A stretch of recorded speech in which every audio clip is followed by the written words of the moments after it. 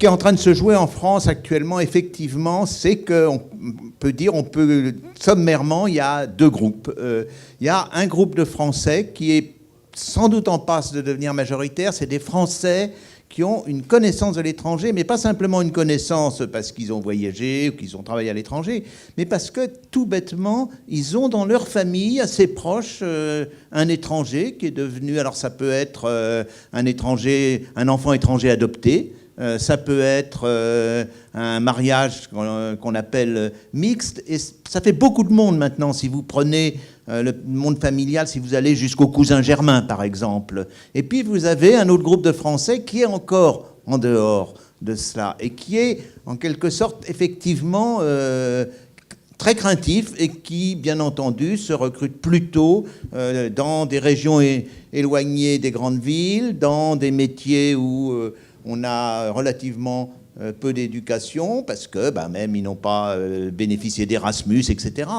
Et je crois que la situation est dangereuse actuellement. Comment les Français ont intériorisé cette mondialisation? Comment elle ressort dans leur mode de vie quotidien, dans leurs choix politiques? Qu'est-ce que ça produit, ce nouveau phénomène de mondialisation? C'est le terme qui est nouveau, mais de la première ère moderne s'explique justement la découverte de l'Amérique et tout ce qui s'ensuit, c'est de la mondialisation. Donc la mondialisation est un terme qui m'apparaît assez trompeur, et de ce point de vue-là, les Français ne s'y laissent pas prendre. Ils ont en revanche, et on l'a dit au tout début, ils ont une crainte plus grande du monde extérieur, et Emmanuel l'a très bien dit, c'est sans doute parce que leur pays marche bien, il faut le dire comme cela. C'est quand vous regardez un grand nombre de paramètres brutaux, objectifs, ça marche bien. Les écarts entre les revenus en France ont un tout petit peu augmenté,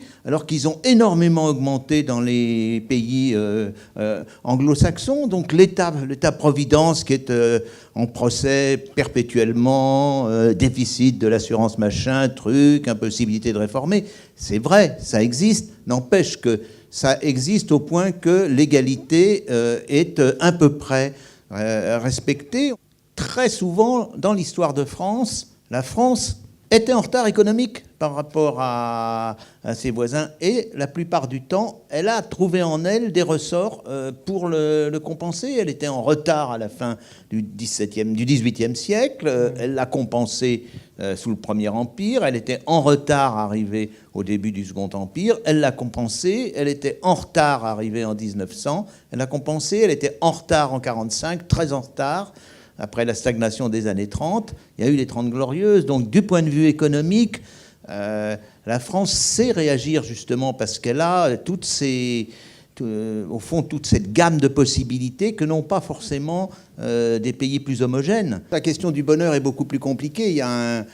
C'est un domaine de l'économie qui s'est beaucoup développé, notamment avec un économiste anglais, Richard Layard. Et il y a des choses tout à fait paradoxales. C'est-à-dire qu'on a beau aller mieux, par exemple, le rapport entre l'indice de bonheur qui maintenant commence à être utilisé et, par exemple, le revenu n'est pas du tout un rapport net. Il est vrai pour les très faibles revenus, mais à partir d'un revenu qui est celui actuellement, justement, des pays pas tout à fait émergents, comme le Maroc. Il n'y a plus du tout de relation. Il y a des paradoxes absolus sur cette question du bonheur. Il y a une enquête, mais c'est en Allemagne qu'elle a été faite, très bien, qui était le bonheur selon le jour de la semaine. Alors, donc on a regardé quel était... Alors, vous diriez, moi, a priori, je pensais que le jour le plus malheureux serait le lundi. Oui. Eh ben non.